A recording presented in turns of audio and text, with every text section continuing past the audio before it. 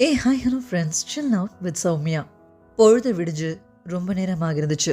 குகையை விட்டு வெளியேறினாங்க. பாறைகளை கடக்கும்போது பாரி முன்னால நடந்து பாறையுடைய தன்மையை தெரிஞ்சுக்கிட்டு ஆதினிக்கு வழிகாட்டினான். இறங்கும் நீரையும் பாறையையும் மண்ணையும் வேர்களையும் குனிஞ்சு பார்த்தபடியே ரொம்ப நேரமாக நடந்துட்டு இருந்தா ஆதினி. எங்கேயும் நீர் இழுத்து ஓடினபடியே இருக்க தொடர்ந்து நடக்கிறது கடினமாக இருந்துச்சு. அதனால ஓய்வெடுக்கலாம்னு ஒரு இடத்துல நின்று இளைப்பார்னபடி பார்வையை எல்லா பக்கங்கள்லையும் ஓட விட்டா. அப்போதான் ஆபத்தோட அளவு புரிஞ்சுது. செங்குத்தான பெரும் சரிவுடைய நடுவுல அவங்க நின்றுட்டு இருந்தாங்க. ஆதினி அதிர்ச்சி அடைஞ்சா. இந்த சரிவினா இரவில் நடந்தோம்னு கேட்டா. ஆம், இந்த பெருஞ்சரிவில் தான் நடந்தோம், அதுவும் காதல் கொண்டேன்னு பாரி சொல்றது தன்னுடைய செயலைத்தான்னு அவளுக்கு புரிஞ்சுது. ஆனா அவ எதுவும் மறுமொழி சொல்லல. நேத்திரவு வெண்சாரைகள் ரெண்டும் இறுக்கி முறுக்கி கொள்றப்போ ஒளியின் அளவு 2 மடங்கு அதிகமானது போல இருந்துச்சு. ஆனா அதை அவங்க கவனிக்கல. முறுக்கி இருக்கிற வெண்சாரைகளும் அவங்கள கண்டுக்கல. தலைக்கு பின்னாடி குகை வெளிய இடி விடாம விழுந்துட்டு இருக்க, கால்களுடைய கீழ்ப்புறம் வெண்சாரைகள் இறுகி புரண்டுட்டு இருக்க, மழையுடைய பேரோசை கூடனபடியே இருக்க, காத்தெங்கேயும் நீர் மிதந்துட்டு இருந்துச்சு. ஆனா இதை எதையும் காதல் பொருட்படுத்தல. இப்போதான் அது ஒண்ணு ஒன்னா அவன் ஞாபகப்படுத்திட்டே நடந்தா. பாரிக்கும் இப்படிதான் எண்ணங்கள் ஓடுமான்னு அவனை பார்த்தா. ஆனா கண்டுபிடிக்க முடியல. அவளை முன்னாடி நடக்க விட்டு பாரி பின்னாடி தொடர்ந்தப்பதான் கவனிச்சான். ஆதினியோட முதுகுல சின்ன சின்ன கீறல்கள் கோடுகளா அங்கேயும் இங்கேயுமா இருந்துச்சு. கற்பனைக்கையால் இப்படி நேர்ந்து விட்டதேன்னு கவலைப்பட்டவன், இப்படியே போனால் இவள் தோழிகள் கேள்விகள் கேட்டு இவளை திணறடித்து விடுவார்களேன்னு நினைச்சிட்டு இருந்தான். என்ன நடந்திருக்கும் என்பது எல்லோருக்கும் தெரியும். எப்படி நடந்திருக்கும் என்பதை தெரிந்து கொள்வதில் தான் எல்லோரின் விருப்பமும் இருக்கும். இது போன்ற தடயங்கள் தான் அவர்கள் பயன்படுத்த போகும் ஆயுதங்கள். நிலைமையை ஆதினியால் சமாளிக்க முடியாத அளவிற்கும். ஏனென்றால் அவளது முதுகில் இருக்கும் தடயங்கள் அவ்வளவு. இது பற்றி தெரியாமல் ஆதினி ஏதோ சிந்தனையில் நடந்து போய் கொண்டிருக்கிறாள்னு நினைச்சவன், நீ சிறிது நேரம் இங்கே இரு, நான் அருகில் இருக்கும் செம்பாறை வரை போய் வருகிறேன்னு சொன்னான். ஏன்னு கேட்டா. உனது முதுகு முழுவதும் பாறையின் செதில்களால் கீறப்பட்ட கோடுகளும் தடயங்களும் நிறைய இருக்கின்றன. தோழிகள் பார்த்தால் கேலி செய்வார்கள்னு சொன்னான். அவன் எதிர்பார்க்காத ஒன்ன பத்தி பாரி பேசினான். அவனுடைய வார்த்தையில இருந்தது அளவிட முடியாத காதல்.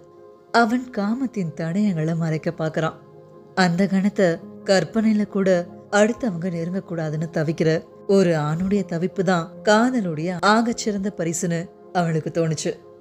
செம்பாறையின் ஓரம் இழுத்தோடும் நீரில் பொன் போல மின்னும் மண் துகள் படிந்திருக்கும். அந்த மண் துகளை எடுத்து வந்து முதுகில் பூசி விடுகிறேன். அது ஒளியை மினுக்கிக் கொண்டிருக்கும். பார்ப்பவர்களுக்கு மினுக்கும் ஒளிதான் தெரியுமே தவிர முதுகில் உள்ள கீறல்கள் எளிதில் தெரியாதுன்னு பாரி சொன்னான். ஆனா அதை கேட்டதும் ஆதினி சிரிப்பை மறைக்க முடியாம சிரிச்சிட்டா. ஏன் சிரிக்கிறாய்னு பாரி கேட்டான். முதுகெல்லாம் ஏன் பொன்மணல் படிந்திருக்கிறது என கேட்டால், படுத்திருக்கும் போது ஒட்டிருக்கும் என சொல், அதனால்தான் பாறையின் முதுகில் பொன்மணல் ஒட்டவில்லையோன்னு கேட்பார்கள்னு ஆதினி சொல்லவும் ஒரு கணம் பேச்சில்லாம திகைச்சு போனான். அதை பார்த்து சிரிச்சபடியே இருந்தா. வெண்சாரைகளின் நிழலில் எங்களின் காமம் நிகழ்ந்தது என சொன்னால் நிலைமை என்ன ஆகும்? வெளிர்குளம் முழுக்க தலைமுறை தலைமுறையாக இந்த கதை நிலைத்து விடும்னு அவளுக்கு தெரியும். பொன்மணல் துகள் வேண்டாம், தோழிகளை நான் பார்த்துக் கொள்கிறேன்னு சொன்னான். 2 பேரும் கொஞ்ச தூரம் நடந்ததுக்கு அப்புறம் ஒரு சின்ன மேடு இருந்துச்சு. இந்த மேடு ஏறி இறங்கினால் கீழ் திசையில் நாம் நிறுத்தி வந்த தேர் இருக்கும். நான் குதிரைகளை கண்டறிந்து வருகிறேன், அதுவரை நீ இங்கே இருன்னு சொல்லி நடந்தான். ஆதினி அவன் வர வரைக்கும் அங்க மரத்தடியில உட்காருவோம்னு நினைச்சு பக்கத்துல இருந்து செங்கிழுவை மரத்துக்கிட்ட உட்கார்ந்தா. குதிரைகளை நோக்கி போன பாரி ஏதோ எண்ணம் வர திரும்பி ஆதினிய பார்த்தான். அவன் அப்போதான் செங்கிழுவையில சாஞ்சிருந்தா. மரத்தை விட்டு விலகி வந்து ஓய்விடு, நான் விரைந்து வருகிறேன்னு சொன்னபடி ஓடினான். அவளும் தள்ளி உட்காந்து ஏன் அங்க உட்கார வேணாம்னு சொன்னான்னு யோசிச்சபடி இருந்தா. கொஞ்ச நேரம் கழிச்சு குதிரைகளோட வந்தான் பாரி. 2 பேரும் பேசினபடியே மலை மேல நடந்தாங்க.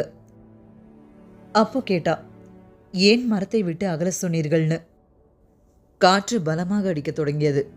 அந்த மரம் பெருங்காற்றை தாங்காது, அதனால் தான் தள்ளி உட்கார சொன்னேன்னு பாரி சொல்லவும், பார்த்தால் வலிமையான மரம் போல் தெரிந்தது. அதனால் தான் அருகில் போனேன்னு ஆதினி பதில் சொன்னான். மலையுச்சி மரங்களின் தன்மையை கணிப்பது சற்றே கடினம், எளிதில் நம்மை ஏமாற்றிவிடும்னு பாரி சொல்ல, நீங்கள் எப்படி கண்டறிந்தீர்கள்னு கேட்டா. உதிரும் அதன் இலையை வைத்துதான்னு சொன்னான். இலையை வைத்தா? ஆம், இலையில் தான் மரத்தின் குறிப்பு இருக்கிறது. உதிரும் இலையின் நுனிப்பகுதி கீழ்நோக்கி வருகிறதா, அடிப்பகுதி கீழ்நோக்கி வருகிறதா, அல்லது சம எடையுடன் காற்றை வெட்டி வெட்டி மிதந்து வருகிறதா என்பதை இலையின் கீழ்ப்புறம் உள்ள நரம்பின் தன்மையே தீர்மானிக்கிறது. மரங்களுக்கு வயதாக நரம்பின் பிடிமானமும் கன அளவும் மாறும். அது மாற மாற உதிரும் இலையின் தன்மையும் மாறும். எனவே உதிரும் இலை எந்த நிலையில் உதிர்கிறது என்பதை வைத்தே மரத்தின் வயதையும் ஆற்றலையும் சொல்லிவிடலாம்னு பாரி சொல்ல சொல்ல ஆதினி வியப்போட கேட்டுட்டு இருந்தா. அப்படி பேசிட்டே போயிட்டு இருக்கப்போ தூரத்துல நின்றுட்டு இருந்த தேர் தெரிஞ்சது. அது கிட்ட நெருங்கினாங்க. காத்துடைய வேகம் கூடினபடியே இருக்க குதிரைகளை தேர்ல போட்ட முன்புறம் போனான் பாரி. ஆதினி வலப்புறமா தேரை நோக்கி போனான். போனவ திடீர்னு பாரிய கூப்பிட்டா. என்னன்னு பார்க்க பாரி அங்க வந்தப்போ அவ தேர் சக்கரத்து கிட்ட உட்காந்து எதையோ பார்த்துட்டு இருந்தா. தேர் சக்கரத்தோட ஆறாக்கால்ல முல்லை கொடி ஒண்ணு முழு சுத்தி தலைய வெளிப்புறமா நீட்டினபடி இருந்துச்சு. இன்னொரு கொடி பக்கத்துல இருந்த ஆறாக்கால்ல பாதி சுத்தி தலை நீட்டி இருந்துச்சு. ஆறாக்கால்னா வீல்ன சென்டர்ல இருக்க கம்பிகள், அதாவது ஸ்போக்னு சொல்லுவாங்க, அதுக்கு பேர் தான் ஆறாக்கால். பாரி அதை கவனிச்சான். உடனே ஆதினி தேரை எடுத்தால் இரு கொடிகளும் அறந்து விட வாய்ப்புள்ளது. இந்த முல்லை கொடியை பக்குவமாக பின்னோக்கி சுழற்றி வெளியில் எடுத்து விடலாமான்னு கொஞ்சம் பதட்டத்தோட கேட்டபடி இருந்தா. பாரி எதுவும் சொல்லாம முல்லை கொடிகளே பார்த்துட்டு இருந்தான். காத்து பயங்கரமா வீச நின்னுட்டு இருந்த தேரே கொஞ்சம் அசைஞ்சுது. சட்டுன்னு சக்கரத்தை இறுக பிடிக்க முயற்சி பண்ணா ஆதினி. ஆனா பாரியுடைய கை அதை பிடிச்சிட்டு இருந்துச்சு. இது நடந்துட்டு இருந்தப்போ மலைக்கு பின்னாடி சட சடன்னு பேரோசை கேட்டது. அதிர்ந்து திரும்பினா. திரும்பாமலே பாரி சொன்னா அந்த செங்கிழுவை விழுந்து விட்டதுன்னு. ஆதினிக்கு பதட்டம் இன்னும் அதிகமாச்சு. அப்போ பாரி இலையில் மரத்தின் குறிப்பு இருந்ததை போல் இந்த முல்லை கொடிகளில் இருக்கும் குறிப்பு என்னவென்று பார்னு சொன்னான். அவன் முல்லை கொடிகளை உத்து பார்த்தா. சக்கரத்துடைய ஆறாக்கால முழுமையா சுத்தின கொடி தலையாட்டினபடி அவளை பார்த்துட்டு இருந்துச்சு. அது ஆரத்தை சுத்தி இருக்கிற விதத்தை கவனிச்சா. அவளுக்கு எங்கேயோ பார்த்த மாதிரி இருந்துச்சு. எங்கன்னு யோசிச்சப்பதான் வெண்சாரைகளோட நினைவு வந்துச்சு. அதே பின்னல் கொண்டு வளைஞ்சு மேலேற முயன்றுச்சு முல்லை கொடி. பக்கத்து ஆரத்து மேலையும் அதே முயற்சியை செஞ்சிட்டு இருந்துச்சு இன்னொரு கொடி. ஆதினியுடைய கண்கள் கலங்குச்சு. இடப்புறம் இருப்பதுதான் நானு கேட்டா. இல்லை, வலப்புறம் இருக்கும் கொடிதான் உனது சாயலில் தலை சாய்ந்தே இருக்கிறதுன்னு பாரி சொல்ல, வெண்முல்லையும் வெண்சாரையும் வடிவத்திலும் வாசனையிலும் ஒன்றேன்னு ஆழ்மனம் நினைக்க அவனுடைய கைகளை இறுக அணைச்சு தோல் சாஞ்சா ஆதினி. குகை நமக்கானதாக மாறியதை போல் தேர் முல்லைகளுக்கானதாக மாறிவிட்டதுன்னா பாரி. வெட்கம் கலையாத சிரிப்போட நேற்று நாகம் கற்றுக் கொடுத்தது இன்று முல்லை கற்றுத் தருகிறதுன்னு ஆதினி சொன்னான். காதல் மயக்கம் கலையாம 2 பேரும் தேரை அப்படியே விட்டுட்டு அந்த இடம் விட்டு எவ்வியூரை நோக்கி நடக்க ஆரம்பிச்சாங்க. போறப்போ குதிரைகளை கையில பிடிச்சிட்டு கூட்டிட்டு போனாங்க. 2 மலைகளை தாண்டினப்போ அப்போ எதிர்க்க வந்த பாணர் கூட்டம் ஒண்ணு இவங்கள பார்த்துடுறாங்க. பாரி தேரில் தானே வந்ததாக சொன்னார்கள், இப்போது குதிரைகளை கையில் பிடித்து கொண்டு ஏன் நடந்து செல்கிறான்னு ஒரு பாணன் கேட்க, அதோ தேர் அங்கே நிற்கிறது, அருகில் போய் பார்த்தால் காரணம் தெரிய போகிறதுன்னு இன்னொரு பாணன் சொன்னான். முல்லைக்கு தேரை கொடுத்ததாக பாணர்கள் பாடுகிறார்களே, அது உண்மையான கபிலர் கேட்டதுக்கு தான் இந்த முழு கதையையும் பாரி சொல்லி முடிச்சான்.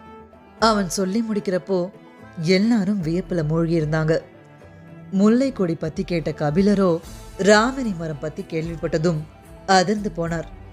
இதைத்தான் வடதேசத்து முனிகள் ஜோதி விருட்சம் என சொல்கிறார்களோன்னு கேட்டாரு.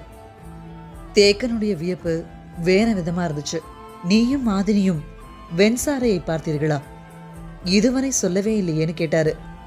காலம்பனுடைய வியப்பு முல்லை கொடியோ வெண்சாரையோ இல்ல, ஆயுதங்களை கூர்மையாக்கும் கல் இருக்கிறதான்னு அன்னைக்கு இரவு முழுக்க சோம பூண்டு பானத்தை அருந்தினபடியே பேச்சுக்கள் தொடர்ந்துச்சு.